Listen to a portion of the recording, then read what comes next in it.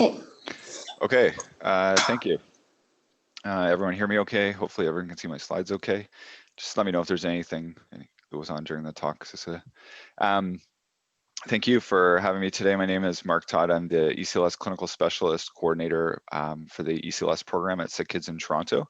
Cecilia's invited me today to talk about eCPR in cardiac arrest as part of the resuscitation day. So I am going to use some interactive polling. So I hope people will be involved, and anybody that's tuning in live, if you can please respond to some of the polls that we put up throughout the talk. Great to have your interaction during the presentation.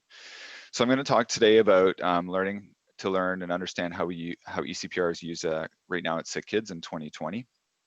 To understand the role of ECMO or extracorporeal membrane oxygenation in the context of resuscitation. We're going to talk a bit about patient outcomes and some data that does exist in pediatrics for eCPR, to discuss how we can train our teams and look a little bit at team training and individual performance and how that can improve eCPR performance, to learn and understand what our current guidelines for PALS and pediatric life support suggest in using eCPR for kids, and then to identify and think about some of the current gaps in knowledge and where we may need to do some further research and better understand how we can improve outcomes for patients. I don't have any disclosures. Some of the devices you may see pictured or in my talk are the McKay or Getinge devices that are currently used at Sick Kids for providing ECLS to our patients. And a couple of those devices are used under special access that aren't Health Canada approved, but we can get them for special access for our patient population to be used. So what is eCPR? So eCPR is extracorporeal cardiopulmonary resuscitation. So eCPR is the rapid deployment of VA ECMO or veno-arterial ECMO, so extracorporeal membrane oxygenation, during active cardiopulmonary resuscitation for patients who are having cardiopulmonary arrest or cardiac arrest and have not achieved sustained return of spontaneous circulation or ROSC. So that's a lot, but so essentially we're using VA ECMO to restore circulation to a patient that doesn't have circulation currently or has very limited or unsustained spontaneous circulation after or during cardiac arrest. And the current definitions for sustained ROSC is that a patient must have ROSC for more than 20 minutes without need for chest compressions and signs of persistent circulation existing. So that's current definitions from ELSO and Utstein that's been kind of harmonized within the last couple of years in order to better define and quantify what exactly eCPR is for research and publications now in the future. So what we're trying to do is we're trying to take this conventional cardiac arrest pathway where you have some kind of event where a patient has a deterioration that leads to a cardiopulmonary arrest when conventional CPR would then be started. Patients get compressions, airway management, resuscitation, medications, fluids, and hopefully we achieve ROSC or return of spontaneous circulation. What eCPR does then is it continues that kind of traditional resuscitation pathway, but now we're going to launch in a separate group of people or providers that are going to support the patient and institute or put the patient on ECMO and use extracorporeal life support to then return circulation. So we're not getting sustained circulation spontaneously, but we're getting ROSC, so return of circulation to this patient. And as I mentioned, some patients may get ROSC before going on ECMO, and they still require ECMO because that ROSC is either unsustained, unable to be supported, and not showing signs of persistent circulation, or the minimal circulation they may be generating spontaneously is unable to support their organ function. So we need to continue along that pathway. Okay, we come to our first poll. So I'm going to launch the first poll. And just let me get this running here. So the first poll is a question about what variables do you think impact survival outcomes for patients in eCPR? So do they have, if they have a cardiac diagnosis, if we perform high quality CPR, if we perform, if they have an in-hospital cardiac arrest, or if they have a reversible condition. So I'll just give a couple more seconds for people to answer. I have 3 people so far, 4 numbers keep going up. anybody that's tuned in live, just get some more answers here. So what do we think impacts survival of patients that are undergoing eCPR? Okay. We have almost half of the people that are currently online. Just give it a couple more seconds. Okay, I think we'll call it there. Yeah, we have about half the people responding now. So here we go. I'll end the poll and I'll share the results.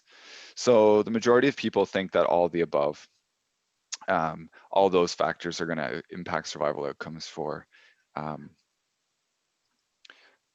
eCPR, and that's true. So eCPR, when you think about patient selection and which patients you may apply eCPR to, definitely you will get better survival and better outcomes when a patient has a reversible condition that you're actually then going to hopefully support them through and allow the extracorporeal life support to buy them time to get them, allow the disease process for them to recover from that disease process or get them onto other therapy that they may need. A patient with low additional comorbidities is definitely going to provide a better outcome. Patients with cardiac diagnoses, which we'll talk about a bit later, and that's where the guidelines are currently leaning towards. They certainly have much better outcomes because those cardiac arrests tend to be sudden, and when you can quickly reverse and provide cardiac output to the patient with extracorporeal life support and give them some time to recover, then they often do better. A witnessed event, so somebody that's going to be in hospital typically that has early recognition of an event in cardiac arrest where CPR can be started right away, and that CPR is immediate and high quality to ensure we have optimal perfusion to the heart and the brain while they're undergoing cardiac arrest.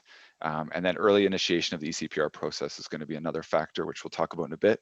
And we already mentioned in hospital settings. So those are some of the patient selection and variables that may affect how patients do. So how are we currently using this at Sick Kids?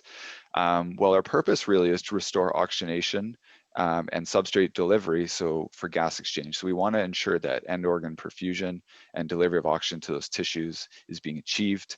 And of course, at the same time, we're going to be removing CO2 and our membrane lung comes into that, plays into that in our extracorporeal circuit, which we'll talk about in a bit. But really, we're trying to optimize these patients that have cardiac arrest for a cardiac and pulmonary recovery so that they will survive, but not only survive, but they will have a good functional outcome. And that's really always our main goal. I just threw in there at the bottom that currently we don't use eCPR for donor support as a primary goal, but there are some centers, especially if you read some of the eCPR literature, in centers that have opt-out organ donor programs, they're able to use ECLS and eCPR as a means to preserve a potential patient for donation of those organs. That's currently not the motivation, but with changing ethical considerations and feelings about organ donation programs in other places in the world, that may be something we might see more in the future. So our goal is really to to deliver oxygen to the tissue and the patient's unable to do that during cardiac arrest, restore perfusion. So ideally we want the bridge that we're using ECLS for to get the patient to organ recovery. So we want them to be hopefully undergoing some kind of reversible condition. As I mentioned already, it can either provide the time that's needed for recovery of the function of the organ, maybe the heart, if it was cardiac related that caused the cardiac arrest. And it could also be to provide the capacity to facilitate further therapy or surgical or medical interventions.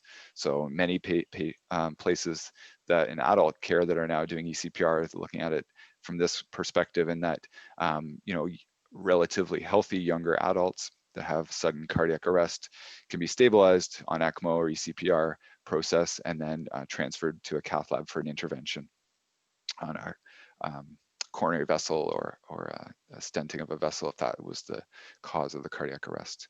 In the past, we've had more patients with BT shunt and that cardiac physiology. A blockage of a BT shunt can cause cardiac arrest due to hypoxemia, and that was a good use of eCPR to stabilize that patient to get them to the cath lab to remove that blockage. less common, but still there is bridge to organ transplant. So the patient may deteriorate and require and not recover, but they could be bridged on ECMO or ECLS to organ transplant. I'm not going to spend too much time talking about that, or bridge to a bridge. So using ECMO then to get them stabilized, because we can deploy that rapidly until we get a longer term ventricular assist device or VAD setup. They can be bridged on that device while they wait an organ to become available for transplant. And then the other main bridge that we often use for patients for eCPR and during cardiac arrest is we just don't know. We don't have all the answers at the time they have a sudden deterioration and have this cardiac arrest event. So we can use ECLS and eCPR to bridge them to decision so we can understand, give them more time for further investigation to understand why they had the cardiac arrest and what we may be able to do to improve their condition. And then sometimes there isn't any options. This patient will have the end goal is that the patient is going to die. So we need to be able to support the family and the patient through the end of life care process while they're on ECLS.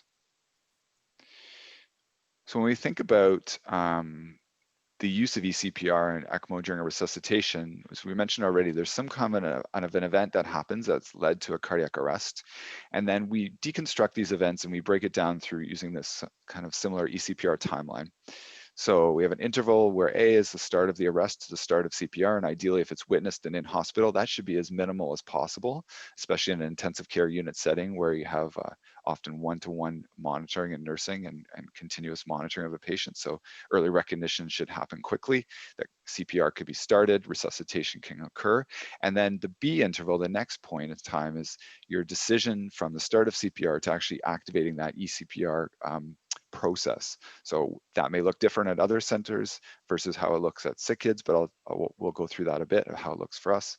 And then we monitor that time frame because ideally we want early launch of that eCPR process to minimize the amount of time it takes to get the patient cannulated and onto ECMO.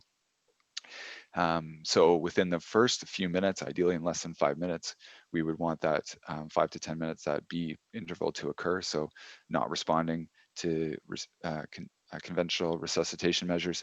And we can always stand the team down, but if the patient does get ROSC, but if we delay this interval too long, then it just prolongs the entire process and it may take longer to get the patient on circulation.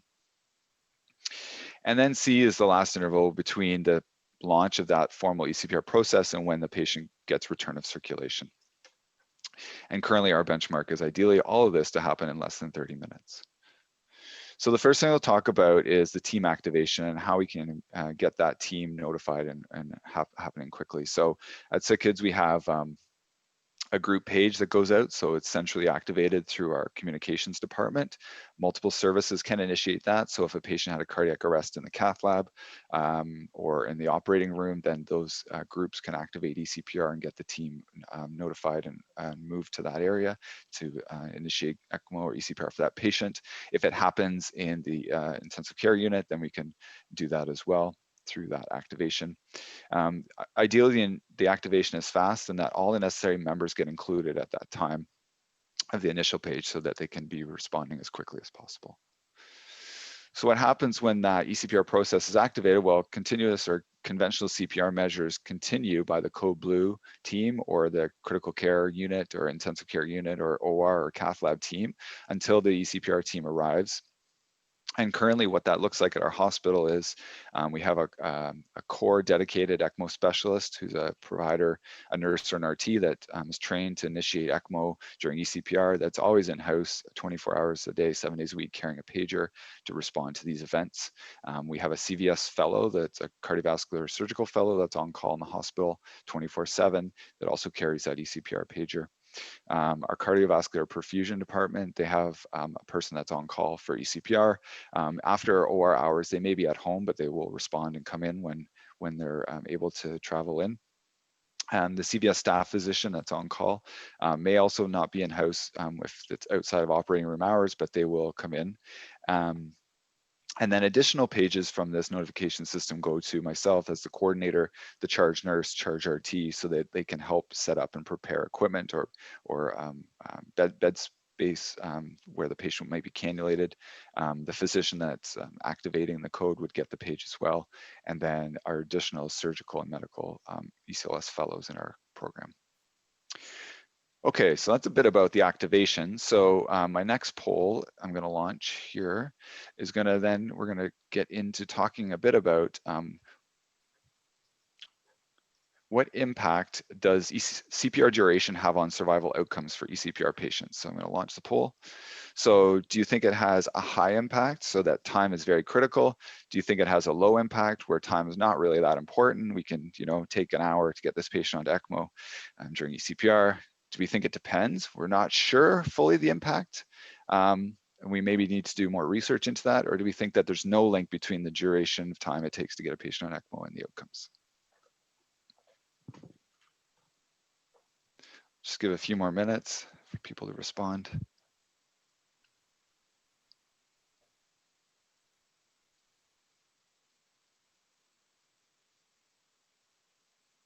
Okay, we have almost half the people that are participating today responded.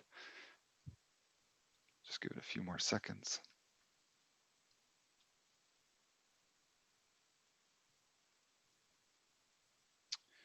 Okay, so about almost 90% of the people responding think that it does have a high impact, that time is critical, but we have a couple, or one person that says depends, impact's not fully understood. So I'm going to wait to respond until after I show a few more slides, and then we'll see if the poll would change. So is time so critical? So this is a bit of an older study, but it was done by the group in Taiwan and published in 2008. And this was looking at adult patients with in-hospital cardiac arrest that they did an observational study. And they compared basically the two groups between the patients that had conventional CPR measures and looked at the outcome between the duration of CPR and the survival to hospital discharge. The blue bars are the patients that had conventional CPR, and the pink bars are the patients that had eCPR. So you can see very clearly from this graph that the longer it took to put the patient on ECMO, the worse their survival to discharge outcomes. And similarly for the groups that had conventional CPR, the groups that it took longer to get ROSC, that had worse survival, to the point where patients that had CPR for greater than 60 minutes had no survival in this group.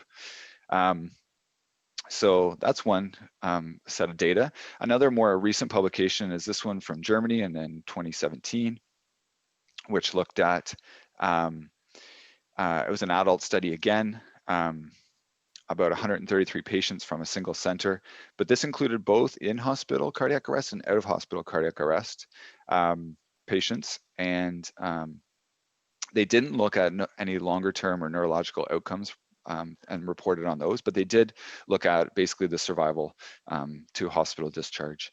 So you can see again, this is looking at the amount of low flow time, so the amount of time spent during doing chest compressions, so essentially low flow state, and that the patients that were survivors had a less time spent in the low flow state. So meaning the patients that had a higher time spent in the low flow state had worse outcomes. So, okay, that's all great. And then if we look at this pediatric data that was published in 2015 by Lassa et al., and this was a registry study from the Get With The Guidelines data. That's a national database that collects cardiac arrest data. And they looked at the patients that had eCPR. They divided it out into patients that had conventional CPR and patients that had eCPR. So there's almost 3,000, just over 3,000 had conventional CPR for more than 10 minutes, and patients that had eCPR and were resuscitated using that. And if you look at the duration of CPR, which I've highlighted here, it's a bit small, but in the conventional group, it was 24 minutes was the median duration of CPR. And if you look at the eCPR group, it was 43 minutes. And if you look at the matched patients, then 27 minutes was the median for conventional CPR and 41 minutes. And these patients and the eCPR patients actually had a better outcome and better survival and in the study, better neurologic outcomes than the patients that had conventional CPR for more than 10 minutes. So there's something that in there that also needs to be explored more. So we're not exactly sure what effect that the length of duration has, certainly in some groups of patients, and the majority of the patients in this study were from a cardiac population. So maybe the impact of high quality CPR that's occurring while the eCPR process is ongoing may have some impact on their survival, even if the length of time it's taking to get the patient on ECMO is going to be long or longer. So the next thing that we can think about is provider training. So how can we improve or potentially improve the patient outcomes and get eCPR process moving quicker by looking at how we train our providers. So who's involved in an eCPR? What group of individuals are going to be helping to support that patient during cardiac arrest? Well, if you look at this space map that we've created to help identify where people most likely are going to be located and who's involved during these events to help train our providers, then you can see all the circles are individuals that are involved. So we have people doing chest compressions, you have a bedside nurse, you have our 2 surgeons in the red circles, you have our green ECMO providers over here, we have an RT, respiratory therapist that's managing the airway, you have a physician that's leading the code at the patient's head. We have some other nurses in the pink bubbles circles that are helping to support medication administration, support the cardiac surgeons during the cannulation process. You have a charge nurse that's overseeing the event. We have an aide that's going to help get supplies.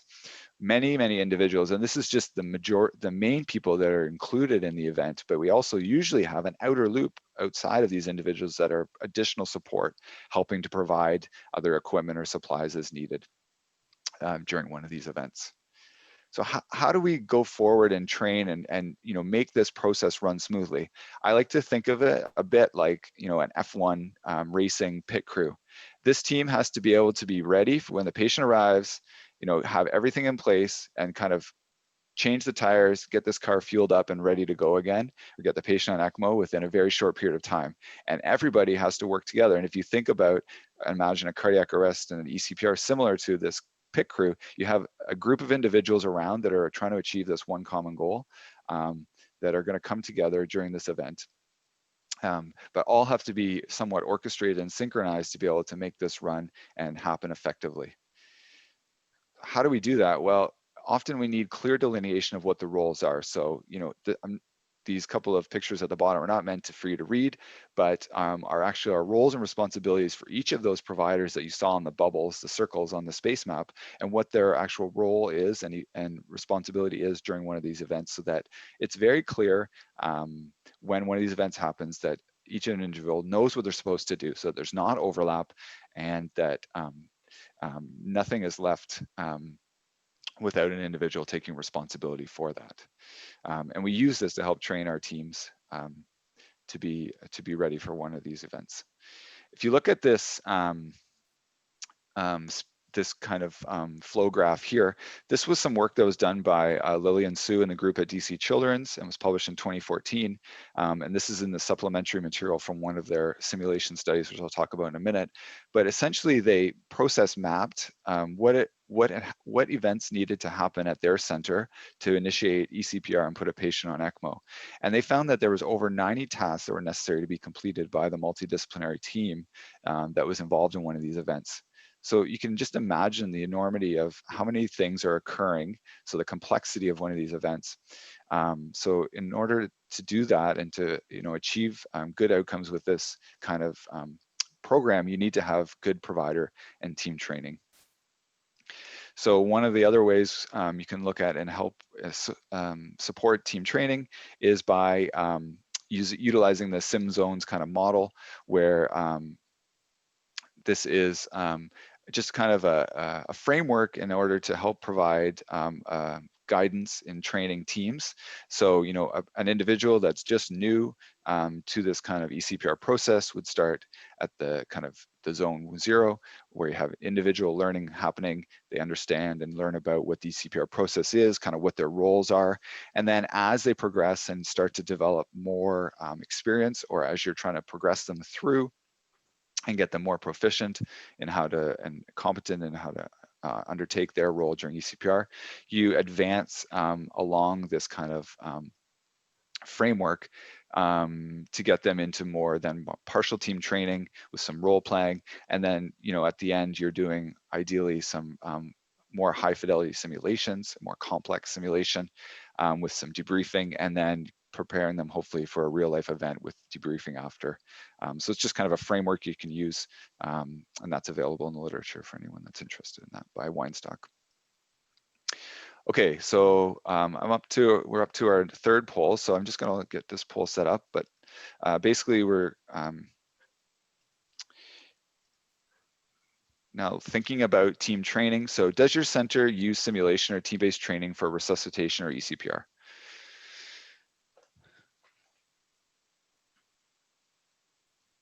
So I'll just give a few more seconds for this poll to run.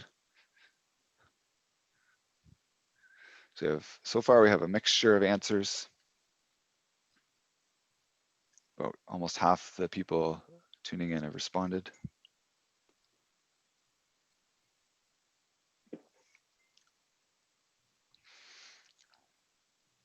Okay, I think I'll end it there. So just over half the people responded, and I'll share the results now. So 64% of people responding saying, yep, they do use simulation or team-based training for resuscitation or ECPR at their center.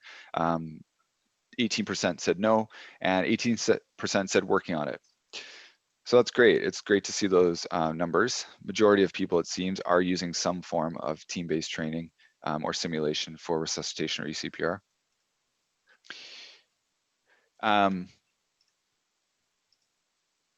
Why did I want to poll about that? Well, I wanted to poll about that because I wanted to present some of this data from the survey that was published in 2018 based on a survey that was done over March and April of 2016 that surveyed international centers that did ECPR, and they got the list of international centers that was sent to from the ELSO registry and the ELSO organization, which is the Extracorporeal Life Support Organization. That's an international group that collects data and produces guidelines and best practices for extracorporeal life support. So they looked at the pediatric centers that did and polled them about doing ECPR. And from the survey, they found that only 62% reported any kind of formal multidisciplinary training programs, team training programs. And out of those 62 that had that multidisciplinary team training, only 59% of those with training programs use sim-based training at least yearly. I think probably if the survey was redone now, we would probably see an increase in the number of centers that are doing team-based training and simulation for ECPR and resuscitation. And there's definitely evidence out there that shows that team training does work. So, multiple groups have looked at the impact that team training has on healthcare, but there's lots of high quality evidence that shows can positively impact healthcare processes and in turn clinical process and patient outcomes. So we continue to believe in this approach and strive to ensure that our team training happens. Although albeit now with COVID, it's a bit more challenging to undertake some of those team training exercises, especially when you're involving a larger group of people that are necessary for ECPR. Just a bit more about team training and the impact it can have on patient outcomes. So this was a publication, and this was where that space map came from in the supplementary, or the process map that I showed you of all the 90 items that had to occur during ECPR by the multidisciplinary team. It came out of this, the supplemental material from this publication by Lillian Sue from DC Children's. And basically what they did was they instituted a simulation program for their ECPR, for their ECLS program, where they started to do simulations. So they did not very many, but they did about 8 simulations over a 36-month period. So about a year and a half, about 3 years. And they looked at both days and nights, and they looked at ECPR events pre-simulation over the 14-month period to see the time it took to deploy ECMO and get the patient cannulated versus the time it took then after the intervention, which was these simulations that they did. And they were able to show that they were able to reduce their deployment time, so the time it took to get the patient on ECMO, from about 50 minutes, 51 minutes pre-intervention. And that's looking at 16 events before they started the simulation, and then to post-intervention, where they looked at about 27 events and they had a deployment time for those patients for 40 minutes. So they were able to conclude that they felt that that this team training and the simulation program had a positive impact on their patient outcomes. Sorry, not on their patient outcomes, but on their ability to deploy ECMO faster in their center. So we try to incorporate simulations in ECPR simulations into our wider team training programs within our institution, and we had started to do them in our other areas like the cath lab, which is often high risk diagnostic or procedural area where patients may require ECMO or ECPR, but not a very high frequency location. So we've talked about team activation, response, and provider training, how we can improve and improve performance during ECPR. So how else can we ensure that we have patients receiving ECMO and going on to ECPR within a timely way? Well, we can have equipment that's ready and available at all times. That requires little setup and preparation before it's able to be put onto a patient. So in our hospital currently, we have a sterile core or a procedural room where we keep all of our ECPR supplies and ECLS supplies within our critical care unit. So it's shared between the pediatric ICU and the cardiac ICU. And then we also have a similar set of equipment that we keep in our cath lab area. So that's available when patients need ECPR in the cath lab, and doesn't require a lot of transit time and travel time from the other areas to bring that equipment there. So our ECMO circuits are clear primes with a plasma-light A fluid that we then just requires additional additives at the time of when you're gonna get it ready to be put on a patient. So that includes 25% albumin, sodium bicarbonate, calcium chloride, and heparin. And we keep our clear prime circuits on standby for up to 30 days before we pull them down and use them for training after. But within that 30-day window, we can use them on a patient if it's required. And then we at our center currently, because we don't have fridges on the units with O negative blood in them, our current practice right now is to initiate for ECPR without any kind of blood additives to the circuit, because it does take time to get blood from our blood bank. So we establish blood flow as quickly as possible, and then exchange transfuse the patient after we're on ECMO, with the understanding that we feel like some flow of fully saturated blood by the ECMO circuit is better than no flow while we're waiting for blood to arrive from blood bank and get that circuit primed. Okay, so equipment readiness is one of the good factors. So that can help reduce your time to get a patient on ECMO. So we get to our next poll as we move along in the ECPR process. What mode of ECMO support is going to be used for patients for ECPR? So is it VV ECMO or is it VA ECMO? Just people a couple more minutes to respond.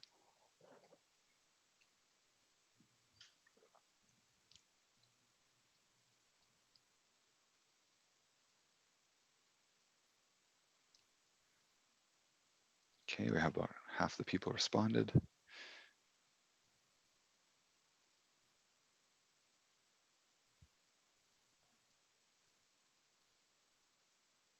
Okay, I'm going to stop it there. I'll share the results.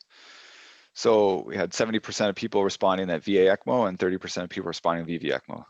That's right. So about VA ECMO is the type of ECMO that's going to be used for ECPR, because it's going to provide both the cardiac output that the patient needs during cardiac arrest, but also going to provide the oxygenation. VV ECMO, remember, is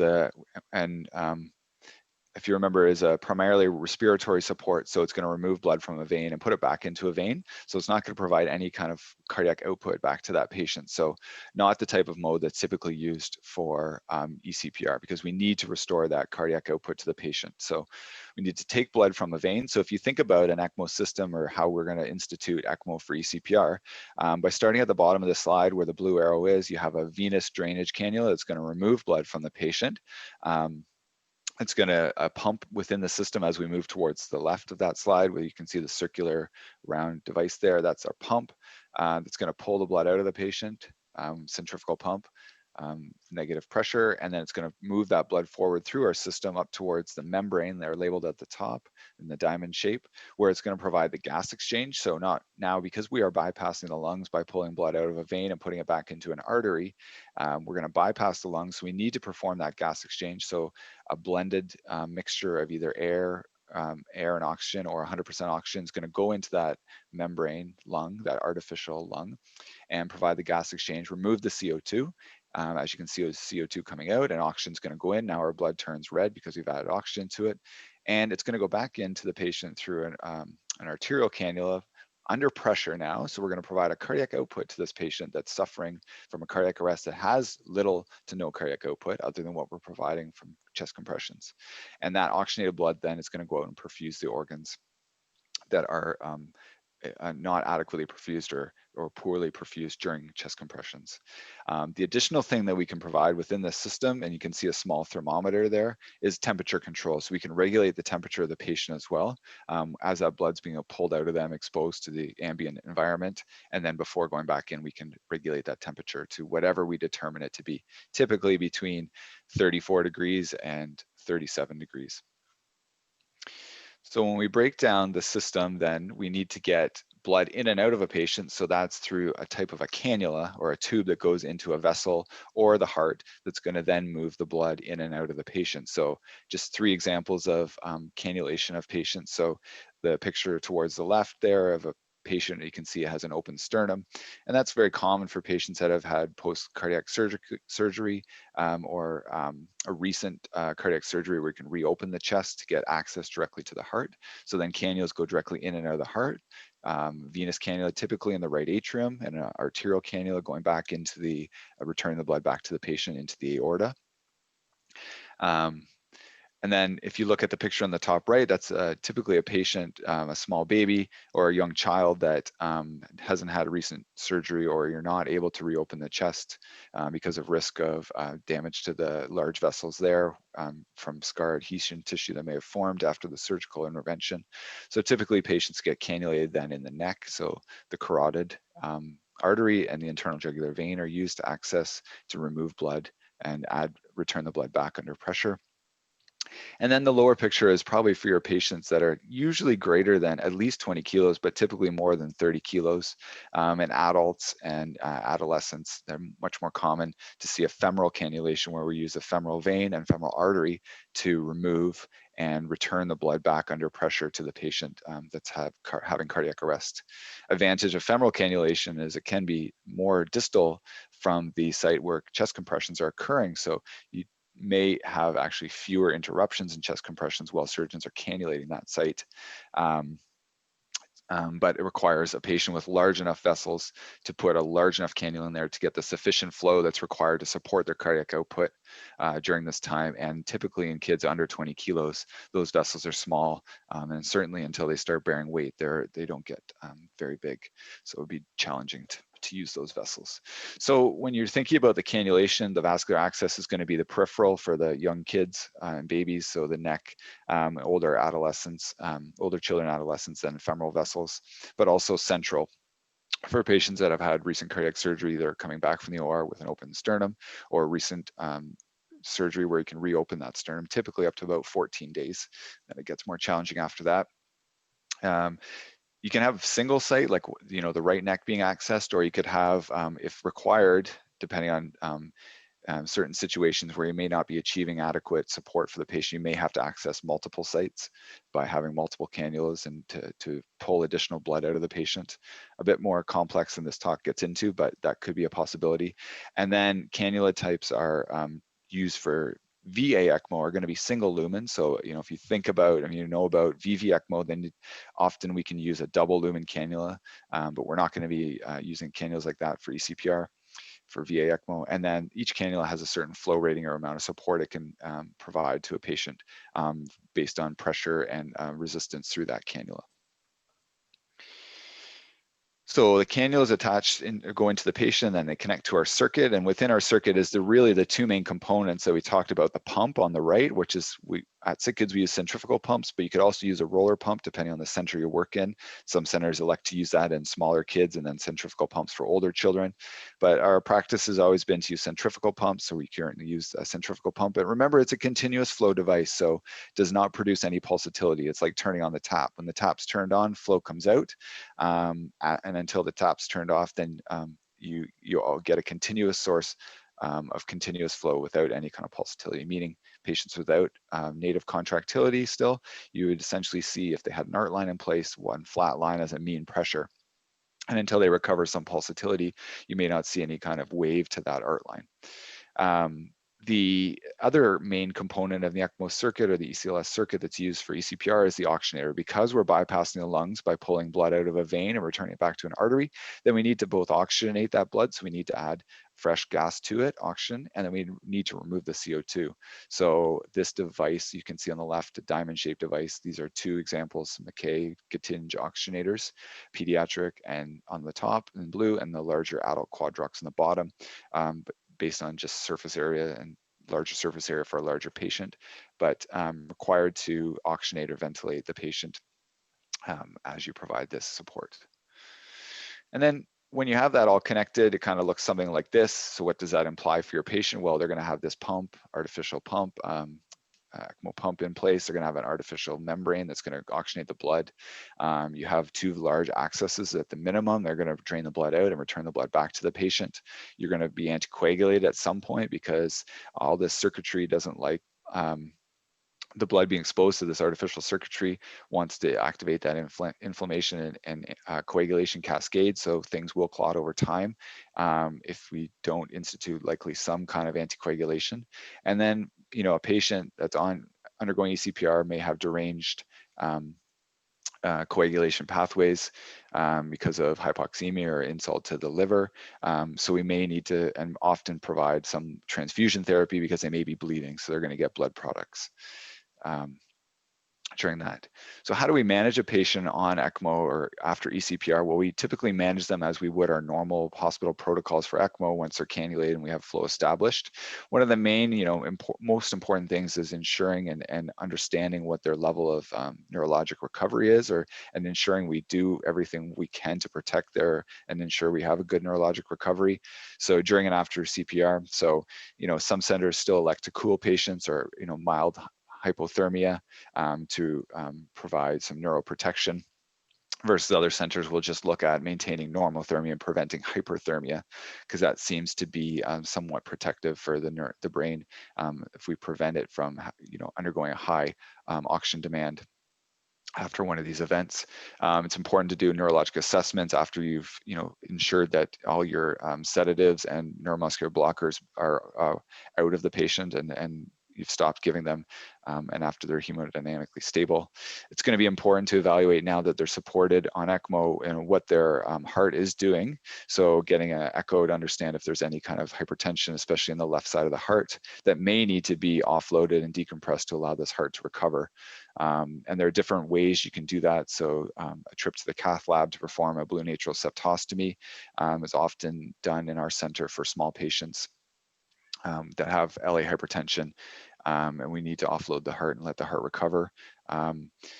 Another method, if the chest is already open, you can put a cannula directly into the left side of the heart and drain that additional blood out into the ECMO circuit to offload and relieve the pressure on the left side of the heart to allow recovery. And then in some centers, in larger patients, you can put an additional device into the heart that's going to drain that blood out peripherally inserted through a femoral vessel. Called the Impella. That's a catheter that has a small pump at the end of it that can move some of that blood out of the left ventricle into the aorta to offload the heart. often they get other diagnostics and interventions like echoes, as I mentioned already, but we may need to go to cath lab to get more clear images, especially of coronary vessels or angiography. They may require surgical intervention, as I already mentioned, about a patient with a blockage of a BT shunt or residual lesions that may have led to this deterioration in cardiac arrest that they need fixed. We do a lot of testing to understand, the levels of the complete blood count, CBC, anticoagulation testing to understand where we need to go with that. And then they may need other imaging like CT or head ultrasound to understand if there's been any neurologic insults. Get to our next poll. Are the complications associated with ECMO similar for ECPR?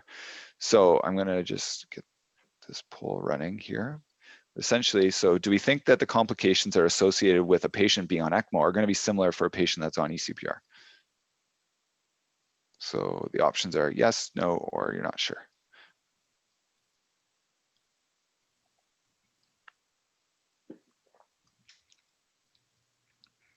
Just give a few more seconds for people to respond to this.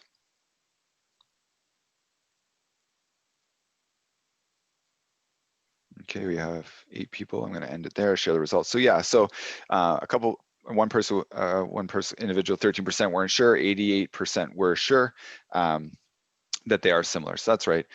It's very similar. So if you think about, and this is a list of some of the risk and complications that can occur for a patient that's on ECMO, then again, very similar for patients that are on ECPR, with the further extension that some of these complications may be more frequent for patients undergoing ECPR because they've had a period of ischemia and hypoxemia to some of their other organs, and they often get multi-organ dysfunction, and especially one of the most common complications and higher risk of complications is renal dysfunction for patients that have ECPR, especially if they've had cardiac disease already where they may not have adequate perfusion to the kidney leading up to the cardiac arrest.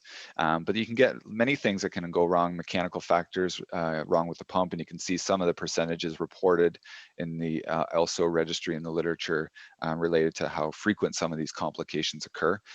Cerebral hemorrhage, up to 11% of patients, they are anticoagulated, so they're at more risk and they've had a period of low flow or no flow during that cardiac arrest, and now we're reestablishing blood flow, and they're maybe acidotic, which can also attribute to bleeding in the brain, but there can be a long host of things that can happen and complications. So we just have to do our best to mitigate some of these risks and deal with them as they arise if they do happen.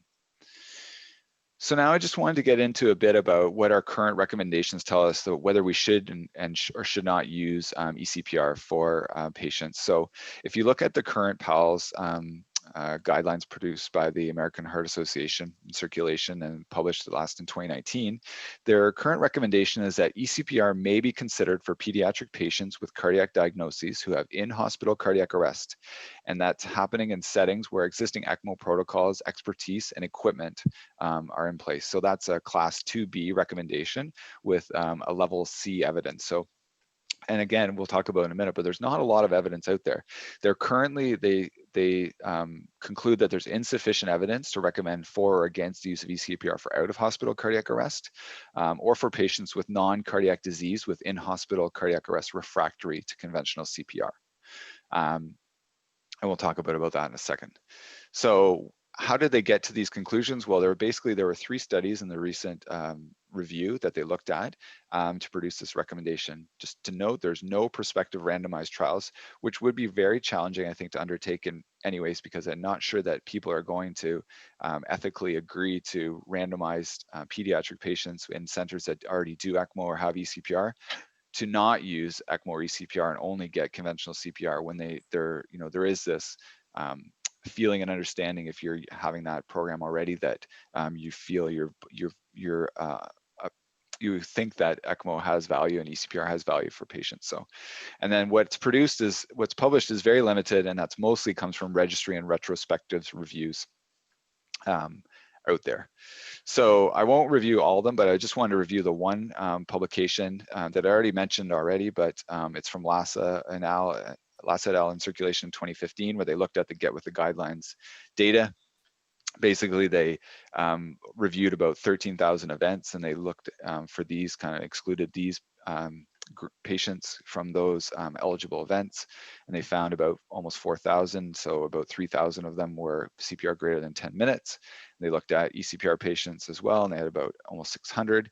They found that the survival to discharge in the eCPR group was higher at 40% versus 27%. And then they looked at the survival with favorable neurologic outcomes. So this actually goes even further and talks about favorable neurologic outcomes, which is always our goal.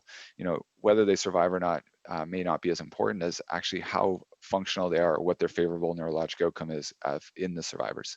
And they found that the survivors in the ECPR group had a higher favorable neurologic outcome, 27%, and that's a PC-PC score of 1, 2, or 3, or no change from their baseline. One of the limitations of this study is that only about 62% of them had, of the patients that were selected, had reported neurologic outcomes. So there was some data missing, and definitely more work needs to be done to understand that. So, you know, if you look at conventional or current CPR survival, it's about, for in-hospital cardiac arrest, it's about anywhere between 29 to 40%, 44% in what's published.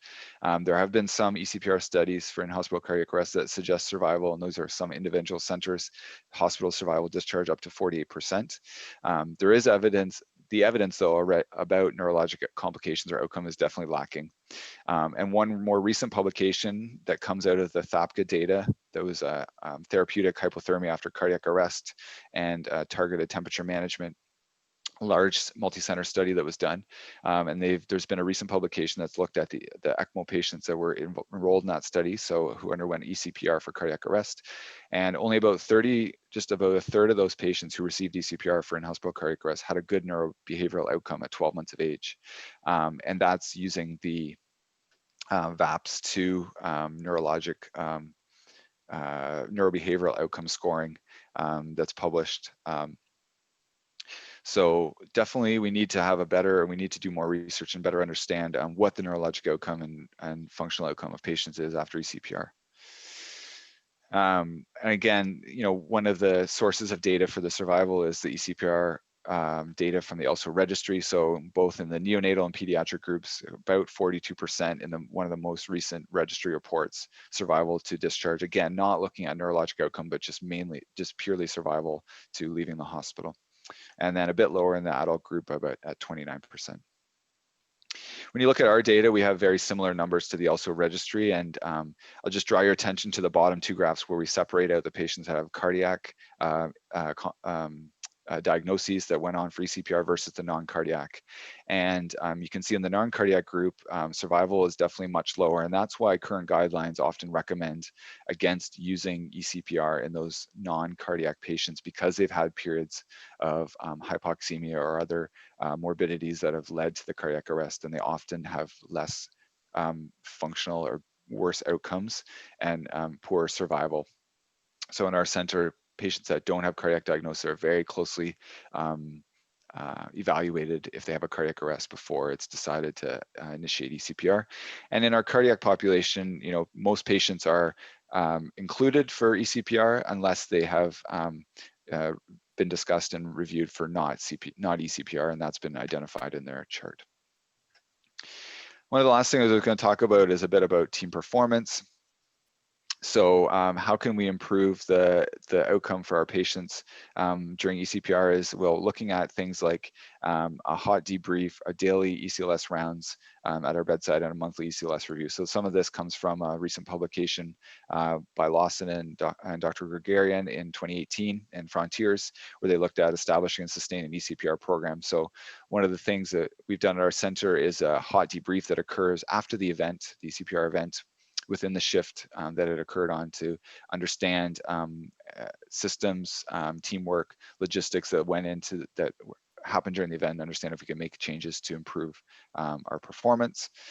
We do bedside daily ECLS rounds when patients are on ECLS to help guide the providers at the bedside and understand what the goals are for the patient on a shift to shift and daily basis, so we can better support the patients and plan for what they may need.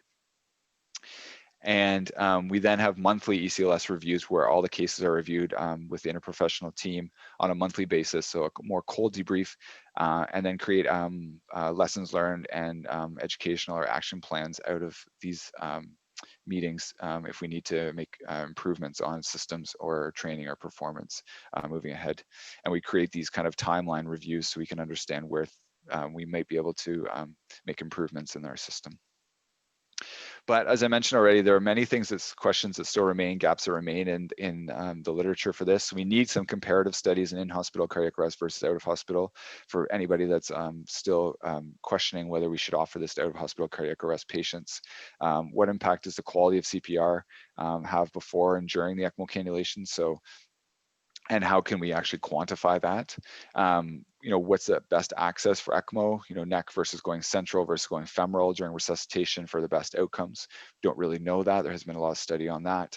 What's the best timing for initiating ECMO during resuscitation? I probably as soon as possible. I still think there is, a time impact that it has, but what exactly is that impact? What interventions need further evaluation? So, the quality, we need to understand and be able to better measure the quality of CPR during cardiac arrest and events. So whether we should achieve targeted temperature management, and how fast should we rewarm patients if we do cool them, how quickly should we increase or start blood flow to a patient that's had the low flow state. Is there impact of pulsatile versus non-pulsatile devices? What targets should we have for oxygenation and carbon dioxide, and how quickly should we lower the CO2 after going on ECMO during ECPR? What impact that has on the brain, whether hemodilution has an effect on patients after ECPR, or what kind of mechanical ventilation or inotropic or vasoactive strategy should we be using for these patients to support them. So I'm just going to summarize that ECPR is an effective tool for select populations of pediatric patients suffering from in-hospital cardiac arrest in settings where existing ECMO protocols, equipment, and expertise exist. It requires early activation, individual and team training. That's going to be important for then this program to succeed, to have good outcomes for your patients. The quality improvement initiatives like hot debriefs, monthly reviews are going to be key for helping to improve your performance. I help identify system issues and review individual and team performance. And then we look for gaps in evidence and that remain, and we need to target some of our research towards that, especially for a neurologic complication and what our outcomes are in our survivors. So I just want to thank you for your time. If you have any questions, please, additional questions after the talk, please email me at the email below. And if there's any questions or anything in the chat, I'm happy to take that now. We have a few minutes left. Thank you.